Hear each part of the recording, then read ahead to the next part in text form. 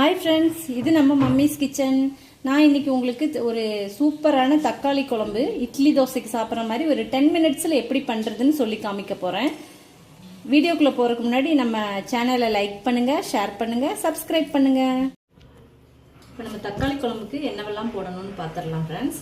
முதல்ல நான் ஒரு 6 தக்காளி பழுத்ததாக எடுத்து கட் பண்ணி போட்டிருக்கேன். அப்புறம் ஒரு 10 சின்ன வெங்காயம் முழுசாக உரித்து கழுவி போட்டிருக்கேன். அப்புறம் ஒரு 3 வெள்ளைப்பூண்டு, காரத்துக்கு தகுந்த மாதிரி பச்சை மிளகாய் நான் ஒரு 4 போட்டிருக்கேன். ஒரு அரை டீஸ்பூன் சாம்பார் தூள், தேவையான அளவு கல்லுப்பு, கொஞ்சம் மஞ்சத்தூள், இதில் கொஞ்சம் தண்ணி ஊற்றிக்கலாம். நல்லா மிக்ஸ் பண்ணி விட்டுட்டு இப்போ மூடி வச்சு குக்கர் மூடி வச்சு ஒரு 6 விசில் விட்டுக்கலாம். இப்போ நமக்கு விசில் வந்துருக்குறாங்க. விசில் விட்டுட்டு எடுத்து கொஞ்சம் தண்ணியை வடிச்சிட்டு நல்லா கடைஞ்சிக்கலாம்.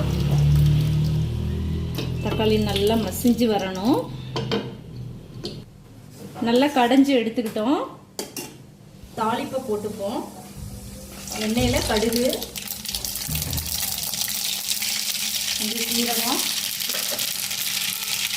சின்ன வெங்காயம், 2 வரமிளகா, கொஞ்சம் மல்லித்தலை, கருவேப்பிலை எல்லாத்தையும் போட்டு நல்லா இப்போ நல்லா வணங்கிருச்சு வெங்காயம். இதில் நம்ம இதை எடுத்து ஊற்றிக்கலாம். 2 மினிட்ஸில் சூப்பரான ஒரு தக்காளி குழம்பு ரெடி ஆயிடுச்சு ஃப்ரெண்ட்ஸ். ஒரு சூப்பரான தக்காளி குழம்பு இப்போ ரெடி ஆயிடுச்சு ஃப்ரெண்ட்ஸ். இந்த வீடியோ உங்களுக்கு பிடிச்சிருந்தா லைக் பண்ணுங்கள், ஷேர் பண்ணுங்கள், சப்ஸ்கிரைப் பண்ணுங்கள். Thank you friends.